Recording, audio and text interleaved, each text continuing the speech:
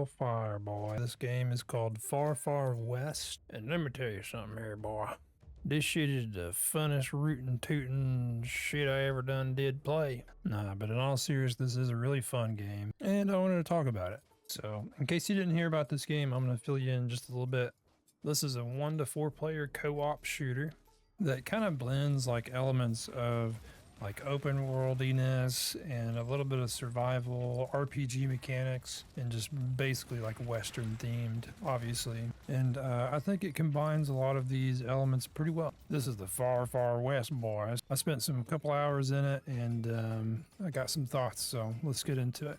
So I really did not hear anything about this game. I've heard a couple mentions of it, but I really didn't look into this game that much until it just released on Steam here. So I really didn't know what to expect. I saw it was only $17 and it had overwhelmingly positive reviews. So I was like, shoot, man, like 17 bucks.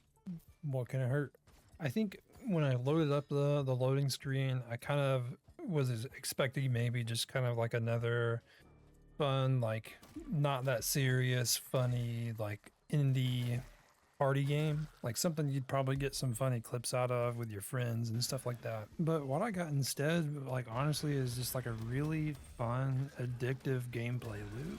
I did not play with a party while I was first playing this game, so I just kind of went solo. So the solo experience is really fun, actually.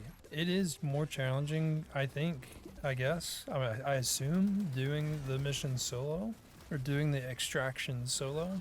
I don't know if it actually scales with like difficulty that way, but that would be interesting to see. But anyway, what this basically is it is kind of like an extraction shooter. So there's like a central hub or like saloon where you spawn in at. From there, you can do all kinds of stuff. Like you can go to the vendor and upgrade your armor or get new weapons or upgrade your weapons. There's also spells in this game, so you can go to like the spell vendor and upgrade your spells or get new spells. That there's all kinds of different like magic abilities, and they play off each other a lot of the time. So like you can combine acid with fire, so you can like do like an AoE spray of acid and then you can throw a fireball on it and it'll explode.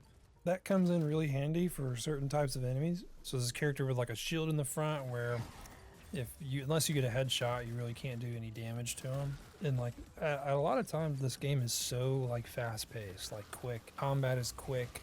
The combat is very smooth. We'll talk about that more in a second. With like this enemy, I was like, dang, like I can't, what's the best way to kill this guy? So if you just spray down the acid and then let him walk in it a little bit, get soaked in it, and then you set him on fire, that was like a really satisfying thing to figure out. Which it's just kind of like a basic combination of attacks. But little stuff like that adds some complexity in how you kill the enemies, and you're not just clicking heads all the time on everything. Makes it a lot more interesting. You basically start in this starting area with pretty much nothing but a couple spells and a basic primary and a secondary. And then you kind of make your way to the train, which is where you will select your missions. So there's a bunch of like different maps or areas with preset missions. Like if you've ever played Helldivers, kind of think of like on the globe map, and there's certain areas with specific missions. It's kind of like that loosely. But you basically select your mission. It's like easy, normal, hard, and then I think the difficulty goes all the way up to like nightmare or something like that. Whatever is like there's a lot of different difficulty levels. Like there's not just like easy, medium, hard. Like there's a lot. And let me tell you, playing on normal, and I consider myself like fairly above average with like aiming and shooting and FPS games in general, but like normal difficulty is like surprisingly hard. Maybe it's just because I'm solo. It's probably just because I'm solo. Or I could just finally be getting old. But after you select your mission, you will spawn in. And there's always basically 3 steps to your map and your gameplay. You are to first complete a main objective, and that could be anything. That could be flipping a bunch of switches in the right order. Just whatever the map objective is, you got to complete that first. And then once you complete the objective, then you have to make your way over to the boss. So each map has a boss, and then after you defeat that boss, you then extract. But a lot of times after you beat the boss, a lot of extra Enemy NPCs will spawn in and just make it harder for you to extract. And that's basically the gist of it. However, it is not that simple. Some of these bosses are very hard to beat, especially playing as a solo player. Like, you have to come prepared. So that's where they've kind of added, there's a ton of different kind of hidden side missions that you can do. So if you just kind of explore the map and just kind of start being curious and finding out what else is on the map, you'll find a bunch of different side objectives that if you complete will give you not only just like XP, but you can also get a Joker card.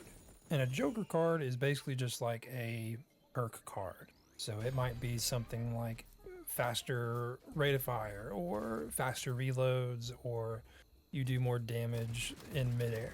You can also get gold. There's like gold mining little pillars. I really have a lot of fun doing the side missions and kind of upgrading my character or getting them ready for the boss fight. I mean, if you got a full squad, you honestly could probably just do the objective, go kill a boss and extract. But like on some of these harder difficulties, you definitely need to get your Joker cards, and you might as well, you know, stock up on gold and get some other points in XP while you're there, because the more gold you get, you can now go back to the saloon and upgrade your character even more, upgrade your weapons, buy new stuff, skins, emotes, stuff like that. Well, they don't actually have skins in the game yet. That's coming, which that's kind of like refreshing, like a new game that doesn't have skins. Like, what is this? Like are they focusing on the game or something? Are they trying to make like a fun experience or something like that instead of cash in on cheesy skins? So kudos to the devs for doing that, putting the skins off to a later date and instead focusing on the game itself is surprisingly refreshing. But that's pretty much the gameplay loop. I mean, you're just upgrading your character, going on expeditions, figuring out stuff on the map. There's tons of hidden like things to do, items to collect, and there's never like to me there's not really that many dull moments. You do have a mount, so you can get on a horse and go faster.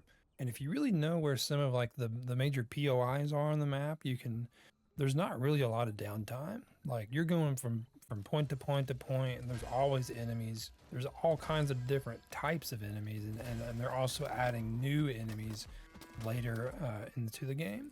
The world feels alive. It doesn't feel like incredibly polished. The game is still in early access, but man, like so far, like I'm not really seeing much to gripe about. The maps feel diverse. They don't feel boring.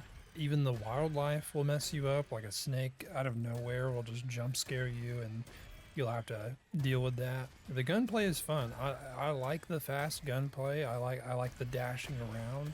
The aiming to me doesn't feel clunky. The controls don't feel clunky. I don't feel like I'm fighting the controls. And really, I'm just using the default controls. I think the only thing I switched was the melee to one of my mouse buttons and the push to talk to one of my mouse buttons, and that's pretty much it. But yeah, to basically take away from this, very fun game. I think it gets a huge plus for one, this only having, I think it's 8 developers making this game. More points to a fun leveling up system. Improving your weapons feels a little basic. Like it really is just like a stat number that goes up for like reload time, damage, range. It would be cool to like get some attachments on the guns, I think, like I don't know, like a red dot or some sort of like grenade launcher attachment, or maybe some sort of attachment that works with your spell abilities. But you can kind of build your character however you want. You know, if you're running a squad, you could have like a really up close CQB guy, and then one guy more like ranged with a sniper. Really fun to learn the enemy pattern. You know, it's not like Tarkov where, you know, you spend like an hour in a match and lose all your gear and you die from like a camper and you're just like, you just feel like all that time's wasted. Like I've spent a long time on one of the maps and I got all the way to the boss and I almost beat it and then I died. But at the end, I didn't feel like like it was detrimental.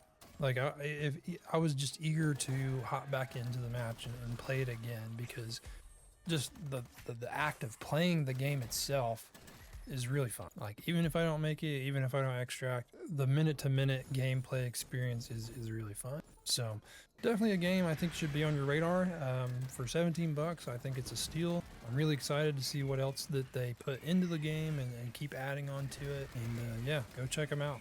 I literally think $17 was worth the tutorial and like the first 2 runs that I did. I think I got my money's worth just from like that. So yeah, just another spicy game out there I'd let you guys know about. So if I run across any more, I'll let you know.